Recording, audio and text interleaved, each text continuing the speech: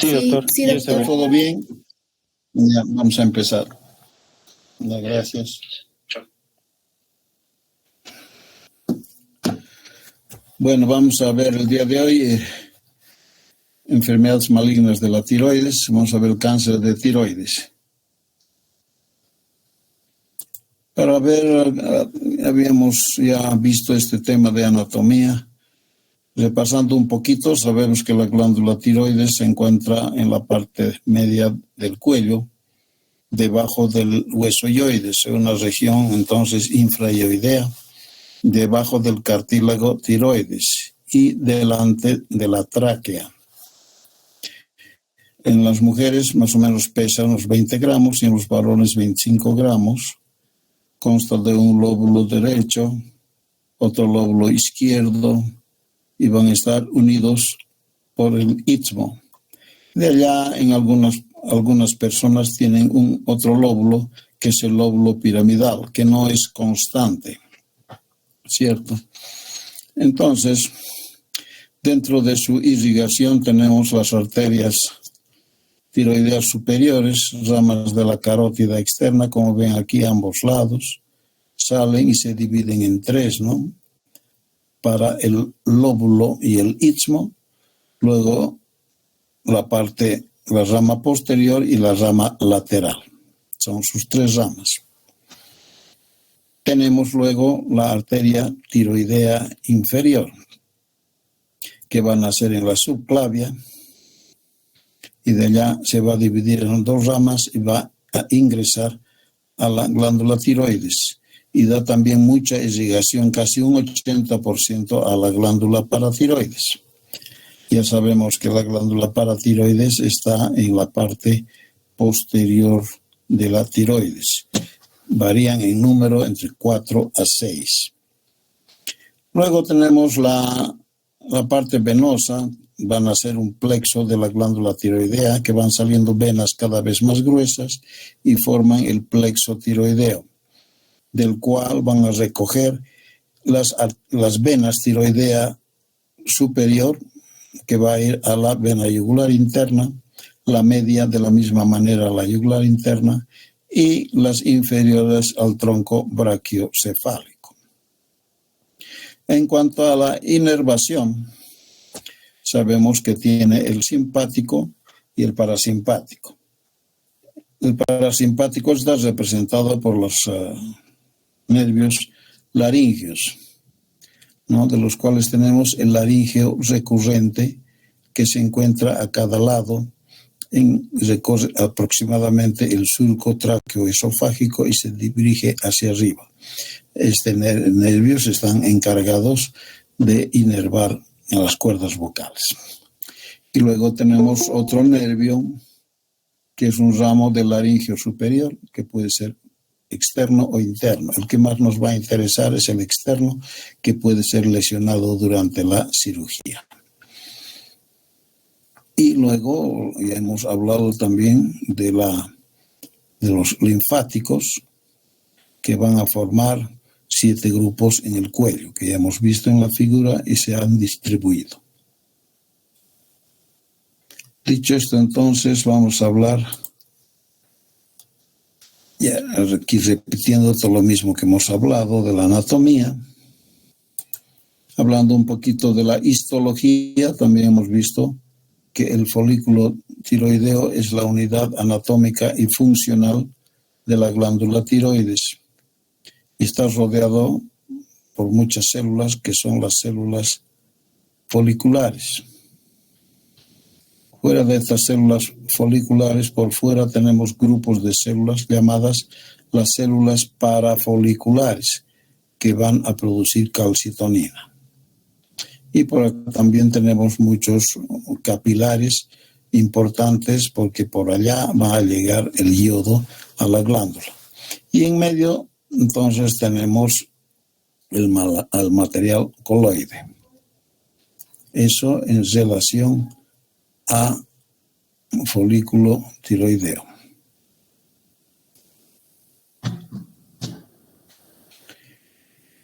En cuanto a la epidemiología, el Cáncer de tiroides representa apenas el 1% de todas las neoplasias de la economía. Representan el 90% de los cánceres endocrinos, importantísimo, ¿no? Apenas el 0,2% de las muertes por cáncer. Va a predominar, como ya dijimos, en el sexo femenino. En el hombre, vean ustedes, la posibilidad de que un nódulo, cuando está presente en el hombre, la posibilidad de que ese nódulo sea maligno es 3 veces mayor que en la mujer. La malignidad va a aumentar en menores de 20 años y también en mayores de 60 años. Continuando con la epidemiología, según el cálculo del número de casos nuevos y defunciones por cáncer en Estados Unidos, vemos que hay casos nuevos por año de 13,000 pacientes y las defunciones son de 1,025. Entonces se presenta por lo general como un nódulo frío. Ya habíamos dicho, ¿no?, que los nódulos pueden ser calientes y fríos según su grado de impregnación con la sustancia radiotrazadora. La incidencia global de cáncer en un nódulo frío es de 12 a 15%, pero es más alta en menores de 40 años y en los que presentan calcificaciones en la ecografía. Datos importantes, ¿verdad?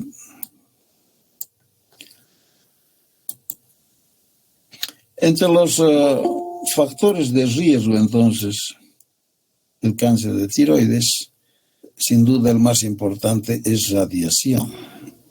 Y radiación en la infancia, ¿ya?, entre 200 a 300 rads. Esto es importante porque antiguamente, no hace mucho tiempo, pero se hacía muy mal uso inclusive de la radiación.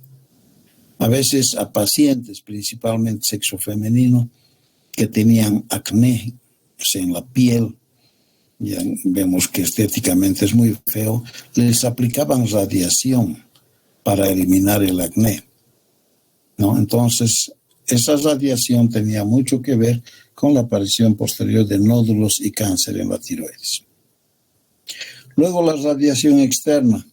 Ahí recordamos siempre el accidente de Chernobyl, ahí en Ucrania, donde estaban en guerra. Entonces hubo gran número de muertos, pero la gente que sobrevivió tuvieron muchos tipos de cánceres, entre ellos los de la tiroides. Entre los factores de riesgo seguimos con el déficit de yodo en zonas endémicas. El aumento del TSH, ¿no es cierto? Si hay deficiencia de yodo, entonces tiene que ir aumentando el TSH para estimular a la glándula tiroides y de esa manera se va a producir una hiperplasia glandular y va aumentando la glándula. También antecedentes familiares y oncogenes. Hay varios síndromes, entre ellos el síndrome de Gardner, enfermedad de Cowden, el síndrome de Peutz-Jeghers, la ataxia telangiectásica. La mayor parte de estos son acompañados con lesiones del colon. Luego, pertenecer a una etnia asiática, también allá hay mayor cantidad de casos, y del género femenino, que en relación al hombre es 3 veces más, ¿no? 3-1. Y la edad entre 25 y 65 años. Ven usted, 60. Entonces, en gente bastante joven. Y las bases genéticas. Por ejemplo, en el carcinoma papilar de la tiroides va a haber reordenamientos del RET-PTC en 80%. Mutaciones puntuales en el RAS y en el BRAF. Y en el carcinoma folicular de tiroides hay reordenamiento PAX8, PPAR en el 30%. Y hay mutaciones puntuales en el RAS en 40%. Y los carcinomas medulares, aquí va a haber una transmisión hereditaria autosómica dominante, familiar, lo que se ha venido a llamar el síndrome de neoplasia endocrina múltiple, que pueden ser de tipo 2A y 2B, como veremos posteriormente. Y en estas mutaciones tenemos el carcinoma anaplásico con mutaciones del P53 y también en el carcinoma medular de tiroides, mutaciones puntuales en el RET. Bien, vamos a hablar ahora de la clasificación. Los cánceres de tiroides se van a clasificar en cánceres bien diferenciados y entre estos tenemos los carcinomas papilares, los más comunes, los foliculares y los carcinomas de células de Hartree. Cuando hablamos de bien diferenciado, quiere decir que las células se parecen bastante a las células normales. Por eso se dice que está bien diferenciado. Luego tenemos el cáncer medular. Luego el cáncer anaplásico o indiferenciado. Entonces, al contrario del diferenciado, este cáncer, sus células van a ser monstruosas, irreconocibles, no se parecen en nada a las normales. Por eso son las lesiones más agresivas. Luego tenemos los linfomas y entre otros el carcinoma epidermoide extremadamente raro, los sarcomas y también tenemos que hablar de los tumores secundarios. Llamamos secundarios a las metástasis de cánceres de otros sitios, como decir un cáncer de pulmón ha dado metástasis a la tiroides, o de riñón, o de mama, o de melanoma, ¿no? Entonces son cánceres metastásicos. Entonces ahí tenemos la torta y veamos cómo el carcinoma papilar es con mucho el más importante, el más representativo. De ahí vienen el carcinoma folicular, medular, el anaplásico y otros, como ya habíamos indicado. Vamos a empezar a hablar entonces del cáncer papilar. Como dijimos, este es el más frecuente. Se encuentra entre un 60 a 70% de los cánceres de tiroides. Va a predominar entre los 30 a 40 años. La relación mujer-hombre es de 3 a 1. Es una lesión, un tipo de cáncer multicéntrico. Este es un dato tremendamente importante. Es multicéntrico, ven ustedes, entre un 26 a 80% de los casos. Esta multicentricidad tiene que ver mucho con el tipo posterior de tratamiento que vamos a indicar. Entonces, este cáncer papilar está asociado a radiaciones, que es más frecuente en niños, es verdad. La mortalidad está entre un 3 a 7% y va a aumentar en mujeres mayores de 50 años y en hombres mayores de 40. Es el de menor agresividad y mortalidad.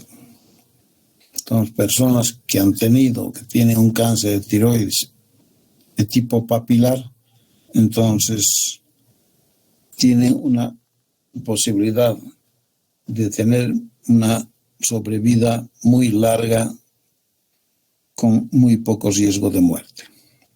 Principalmente si ha sido bien tratado, eso es importante. En la anatomía patológica del cáncer papilar encontramos papilas con eje conjuntivo vascular y cuerpos de psamoma. ¿Qué formas de presentación tenemos?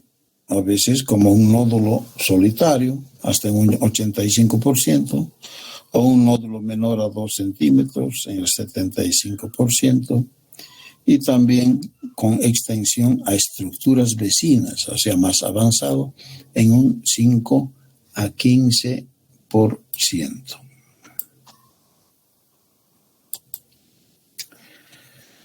Este cáncer papilar, entonces, hablando de su historia natural, de sus vías de diseminación, vemos que disemina hacia los ganglios linfáticos, principalmente, como hemos visto, a los ganglios cervicales hasta en un 35%.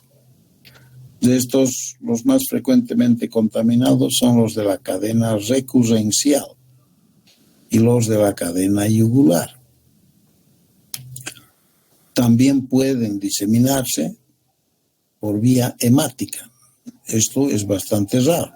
Y cuando lo hacen, van a ir al pulmón, cerebro, hígado, en un 1% más o menos.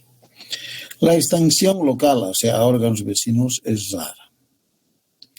La sobrevida global del carcinoma papilar a 5 años es del 92%, a 10 años 89% y a 20 años 83%. Vean ustedes, es un pronóstico muy, muy bueno. La extensión, pero a ganglios linfáticos, va a indicarnos un mal pronóstico.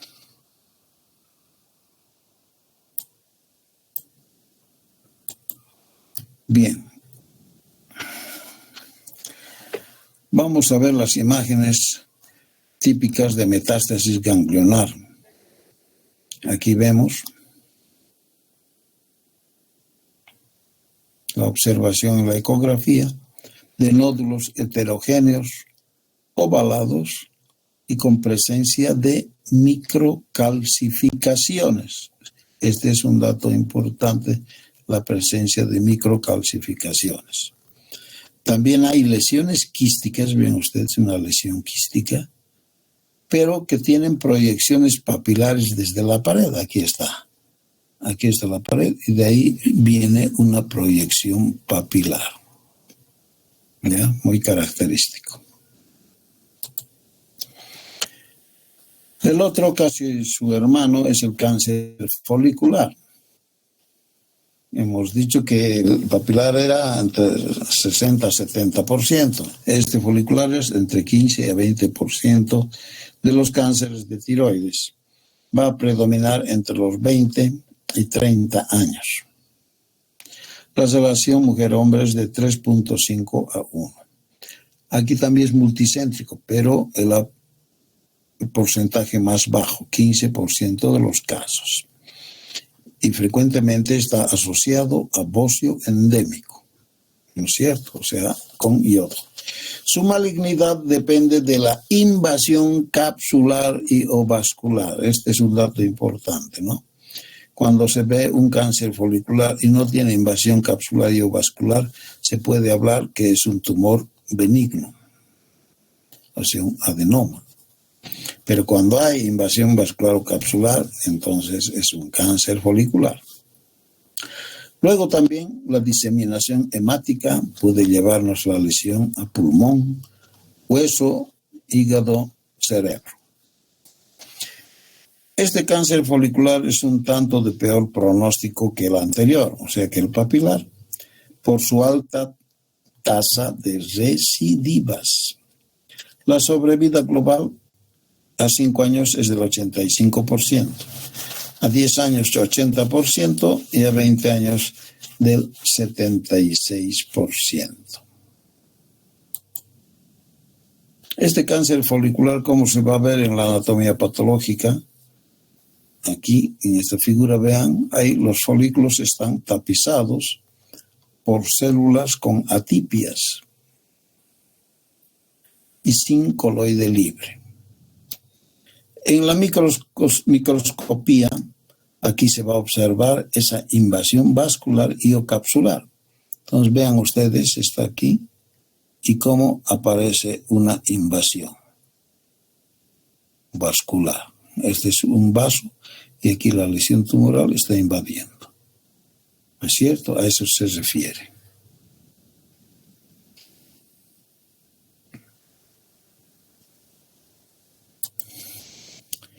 Luego tenemos el cáncer de las células de Hart. Esta lesión es un tanto rara, tiene predominio alrededor de los 60 años. Su malignidad va a depender también de la invasión capsular y o vascular, igual que la anterior. Su diseminación es más por vía linfática y también por la vía hemática. En la anatomía patológica se encuentran grandes células epiteliales con citoplasma eosinófilo. Y a estos son las células llamadas oncocitos, importante en este tipo de cáncer. Bien, ahora vamos a ver cómo son la clínica de estos pacientes con los cánceres diferenciados. Lo primero que aparece en un paciente es un nódulo. Ya sabemos que a eso le llamamos un bocio. Un bocio nodular, pero eutiroidea. Si le hacemos las pruebas de T3, T4, están normales. Tiene este bocio nodular un crecimiento lento y tiene una consistencia dura. Generalmente estas lesiones son asintomáticas. Rara vez se van a producir, por ejemplo, disfonía. Cuando tienen disfonía nosotros podemos presumir que hay algún problema con las cuerdas vocales. ¿No es cierto? Es raro por eso. Pueden aparecer adenopatías en las cadenas más importantes. Puede aparecer disfagia, que significa también compresión o invasión del esófago. O cuadros obstructivos respiratorios. Generalmente estas se presentan en casos ya de enfermedad más avanzada. En relación al nódulo tiroideo. Del nódulo tiroideo, entre el 5 al 10% son malignos. Sus características es que menos de 2 centímetros, solamente el 3% son malignos. Ahora, si tiene más de 2 centímetros, aumenta esta posibilidad al 16%. Y en tumores, nódulos de más de 4 centímetros, ya hablamos de un 30% de posibilidad de malignidad. Todas las lesiones mayores a 1 centímetro en la glándula tiroides, que son palpables o no sean palpables, se deben estudiar.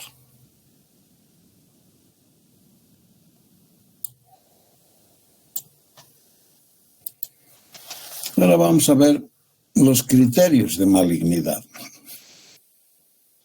Si un paciente de estos que tiene un nódulo tiroideo presenta estos datos como una disfagia, hay un criterio de malignidad de un 27.3%. Solamente dolor, 21.7%. Si tiene disnea, del 7.7%. Y si es disfonía, del 0,7 a 7%. Se debe considerar el caso de que muchas veces podemos encontrarnos con una adenopatía y no palpamos nada además de esta adenopatía. En ese caso debemos pensar que pueda tratarse de un microcarcinoma de tiroides, en el cual se manifiesta de esta manera.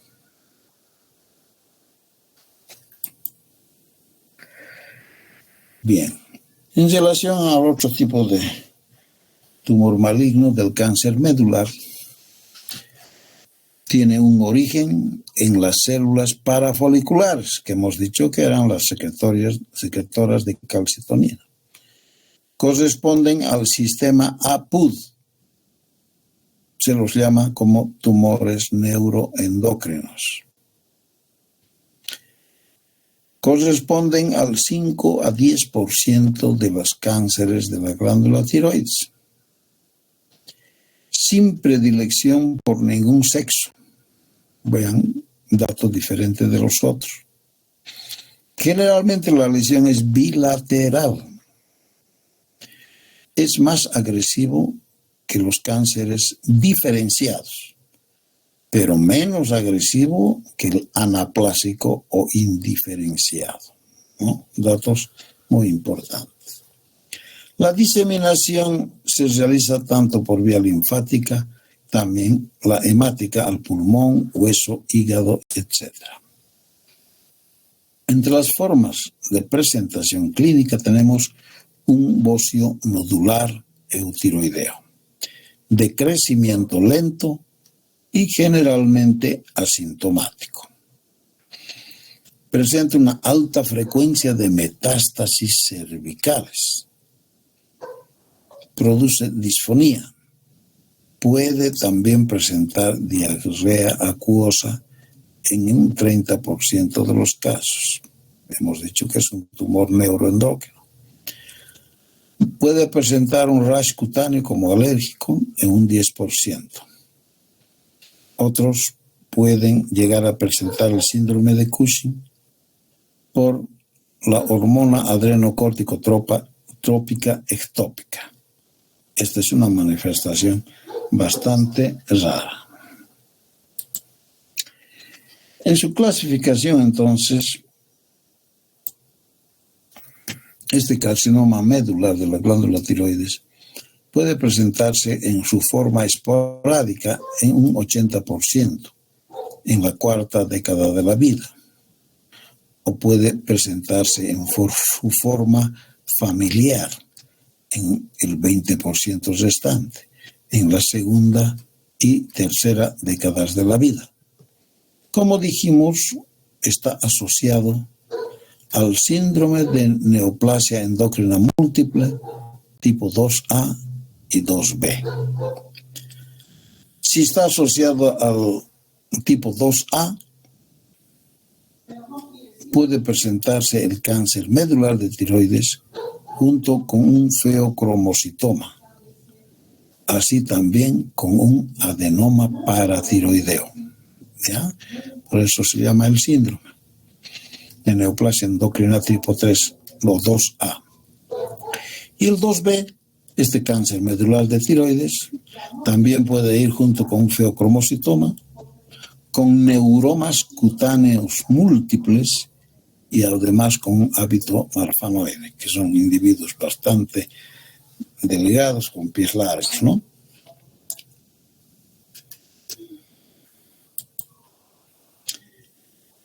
Este entonces era el cáncer medular. Y ahora tenemos por último el cáncer anaplásico, o sea, el indiferenciado, el más agresivo. Representa el 10 a 15% de los cánceres de la glándula tiroides. La relación mujer-hombre es de 1.5 a 1, entonces se presenta casi igual en los dos sexos. Predomina alrededor de los 70 años y tiene una sobrevida media de 6 meses. Vean ustedes la gran diferencia que hay con los cánceres bien diferenciados. La invasión precoz de tejidos vecinos y metástasis ganglionares son la regla, ¿no es cierto? Invade rápidamente, crece, es muy agresivo. Hay diseminación hemática a pulmón, hueso y cerebro. Y entre las lesiones precursoras de este cáncer anaplásico tenemos el bocio multinodular hasta un 30%, ¿no? Entonces vean ustedes que siempre que encontramos bocios multinodulares se deben tratar rápidamente y mejor que si es con cirugía. Luego, otra lesión precursora es el carcinoma diferenciado entre el 23, inclusive llegando al 90%. Y esto principalmente se presenta de esta manera cuando el cáncer diferenciado tiene varias veces recurrencias. Puede llegar a esto.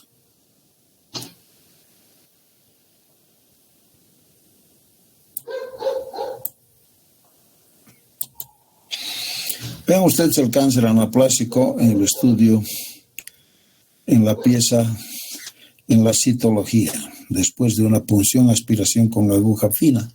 Esta es su observación. Y esta es la biopsia a cielo abierto, o sea, ya de tejido. Esto era de células y esto es de tejido. Entonces, en esta anatomía patológica vamos a encontrar células gigantes, fusiformes o mixtas, y con inclusiones de tejido fibroso. Entonces, esas son sus características del cáncer anaplásico. Este cáncer anaplásico, entonces, como dijimos, es agresivo. En la clínica puede presentar un bocio, un nódulo de rápido crecimiento. Si palpamos esta lesión tumoral, puede ser dura, pétrea, y presentarse con síntomas compresivos como tos, disnea, disfonía, disfagia y dolor. Aquí también un dato importante es el deterioro del estado general. Y estos cánceres anaplásicos a veces se presentan en gente mayor, pacientes de 70 años con síntomas de obstrucción de la vía aérea, ven ustedes. Y tiene una historia de una masa de 2 meses de evolución a nivel del cuello. Esta es fija, es dura y que comienza a erosionar la piel, ¿no? Entonces son todos datos de agresividad, de crecimiento rápido. En tanto que el linfoma representa el 2 al 4% de los cánceres de tiroides, con leve predominio en el sexo femenino y en mayores de 55 años de edad. Se va a asociar también a tiroiditis de Hashimoto, va a infiltrar estructuras vecinas.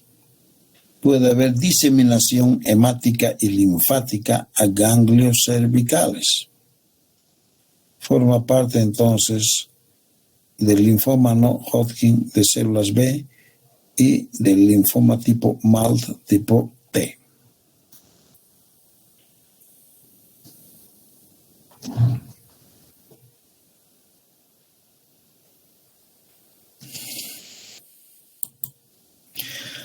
La observación, la tinción de PAP de la pieza de punción, aspiración de aguja fina.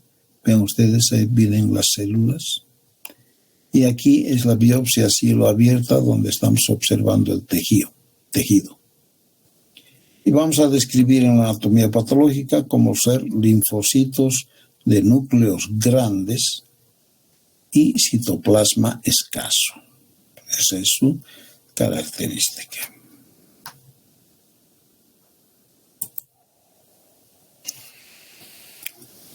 Otra figura de una paciente con linfoma, mujer de 81 años, con un agrandamiento de la glándula tiroides reciente.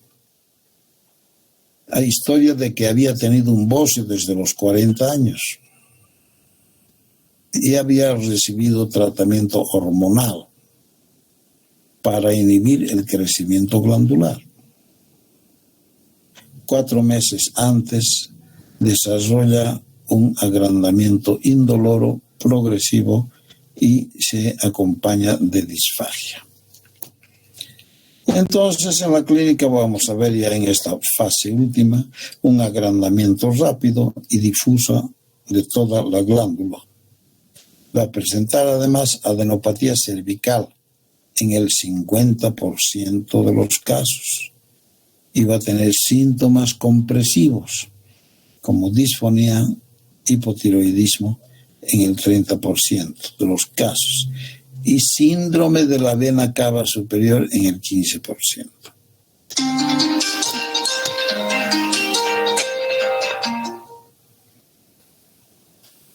¿Aló?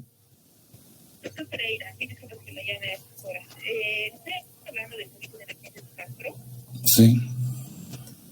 Nos acabamos de hablar del Hospital del Sur.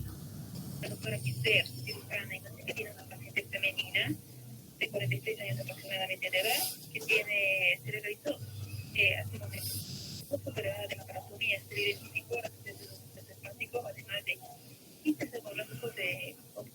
laboratorio derecho e izquierdo, la paciente posiblemente va a necesitar vasoactivos y terapia intensiva. La doctora Quisler nos manda a preguntar si algún cirujano podría hacerse cargo de esta paciente posteriormente. No creo, pues quién se va a hacer cargo. Ya, doctor.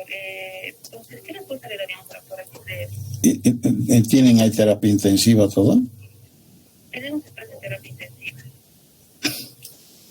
Habría que hablar con un médico de guardia, ¿no?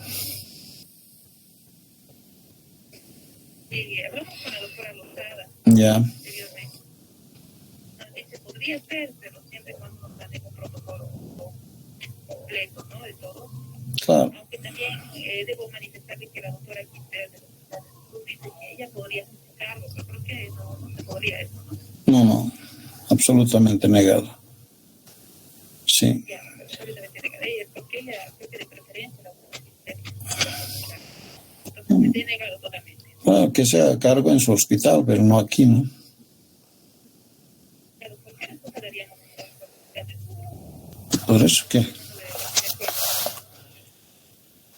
Por eso que tiene que hablar con la médico de guardia, con la doctora Lozada, y ella le va a dar las respuestas. ¿No es cierto? Ya, listo. Pues, ya, hasta luego. Perdón, me han llamado por teléfono de emergencia. Entonces hablábamos de que en la clínica puede acompañarse del síndrome de la vena cava superior. Estos pacientes, el crecimiento tumoral, como ven en la figura, puede comprimir la vena cava superior y de esta manera evitar el flujo normal de sangre de la cabeza, de la cara hacia el corazón.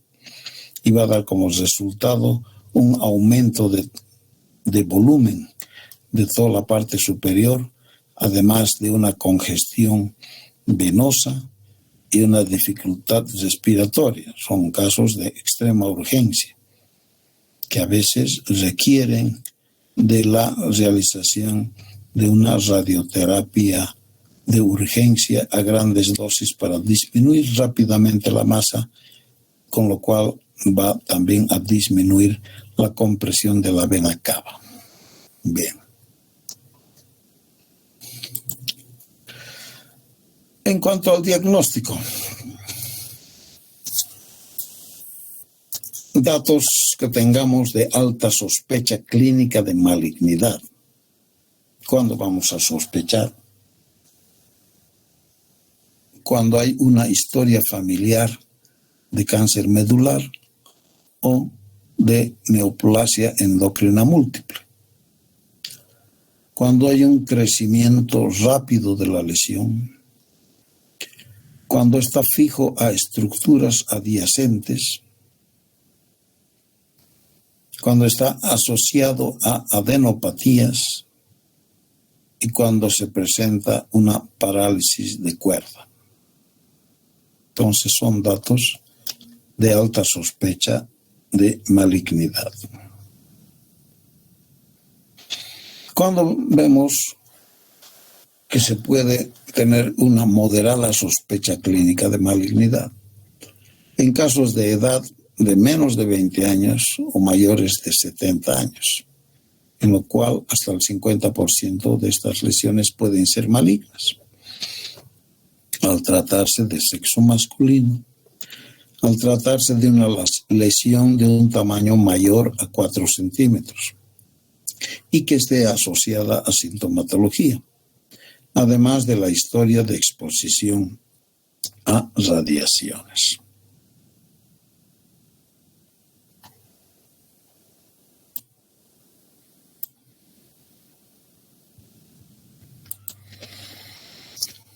En el diagnóstico entonces de las enfermedades malignas, es importante, fuera del interrogatorio, de la historia clínica, el examen físico de estos pacientes.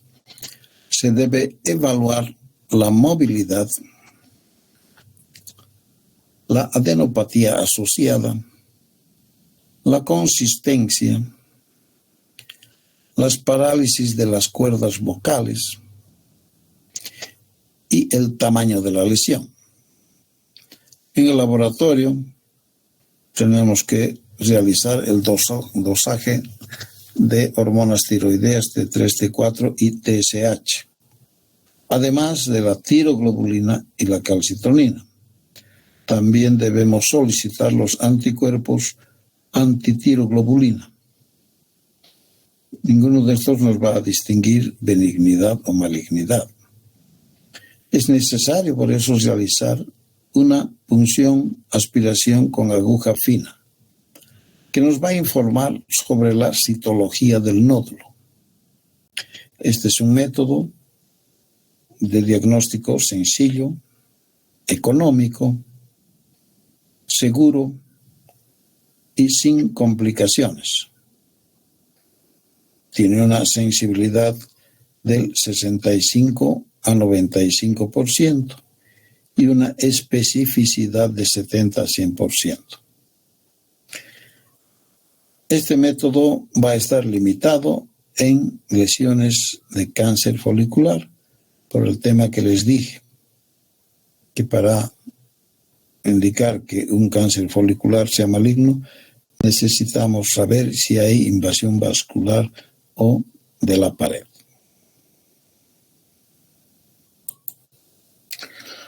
La punción aspiración con aguja fina puede tener algunas complicaciones, como ser la siembra en el trayecto, vean ustedes, en un 0 a 14%, casi para no tomar en cuenta. Puede haber hematoma, para lo cual hemos dicho que siempre después de la punción se debe hacer una compresión de la zona puncionada en unos 3 minutos. Ahora, si el personal que realiza el estudio, no tiene experiencia, puede ocurrir punción traqueal, pero eso es demasiado raro. Tendría que introducir la aguja en forma muy profunda. Y en otros casos, infección. O sea, complicaciones, casi ninguna de ellas que sea muy importante. Y entre las contraindicaciones, diátesis hemorrágica. Siempre que vamos a hacer punciones, no solamente en tiroides, sino también en otros órganos, debemos saber cómo está coagulando la sangre. Un tiempo de protrombina, etcétera, serán importantes.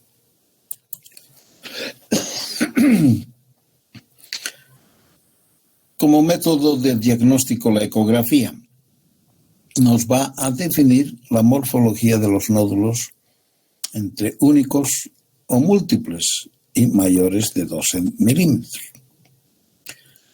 Se va a distinguir áreas sólidas de lesiones quísticas.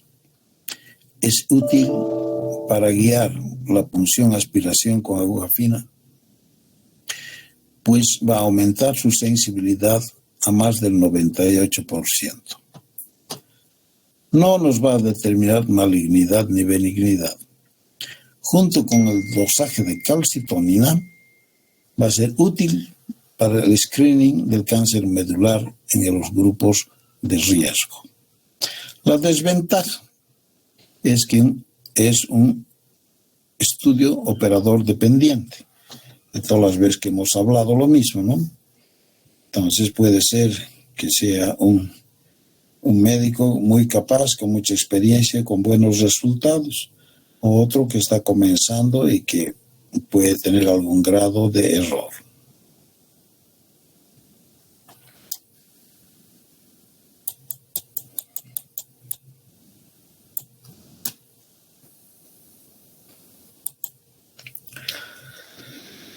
Entonces, siguiendo con el diagnóstico en la ecografía, tenemos que ver las características sonográficas de malignidad en un nódulo.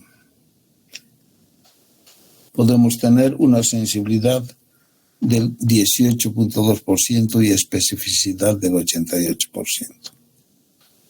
Y vamos a identificar en este nódulo si había sido sólido, si es hipoecogénico, si tiene microcalcificaciones, si tiene hipervascularidad. En cuanto en un ganglio, su sensibilidad puede ser del 52 al 77%. y una especificidad del 93 al 95%. Luego, en el ganglio tenemos que observar que primero el tamaño, la posición del lirio es importante para ver si hay sospecha de malignidad o si son lesiones o ganglios redondos.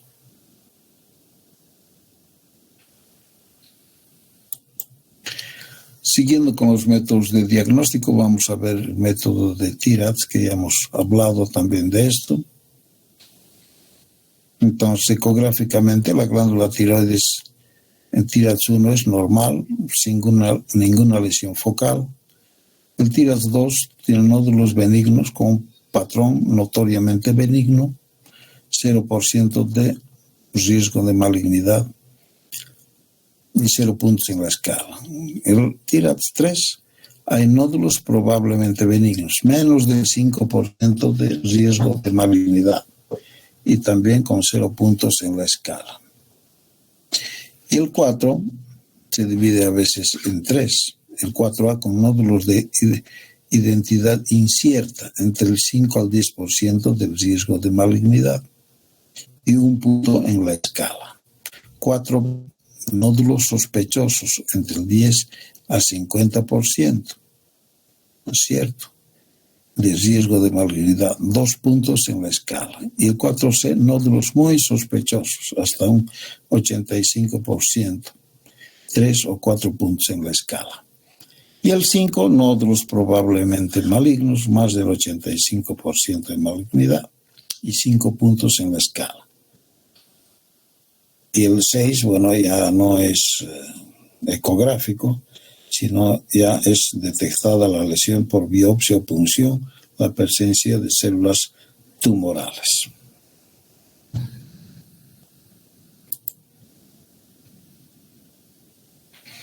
Y este es el valor predictivo de los estadios de la clasificación TIRADS. ¿No es cierto? En la T1 hemos dicho que es normal, no hay riesgo. T2 a T3, 0%. T4A, 9.5%. T4B, 48%. T4C, 85%. Y la T5 ya de un 100%. BP quiere decir el valor predictivo positivo.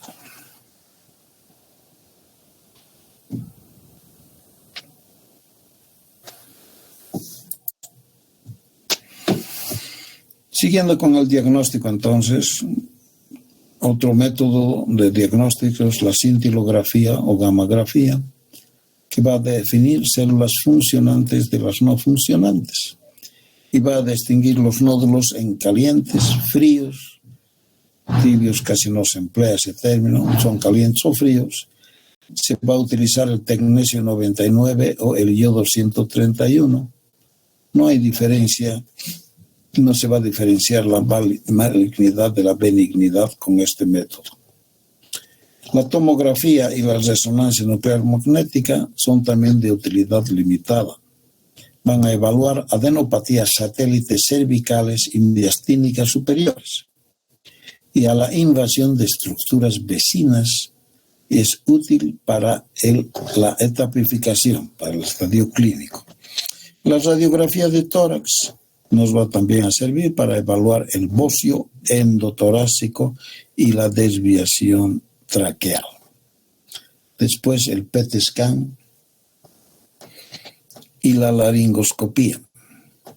La laringoscopía se utiliza en el preoperatorio como predictor de enfermedad extratiroidea y en el posoperatorio sirve para evaluar la parálisis de las cuerdas vocales. Bien, creo que con esto vamos a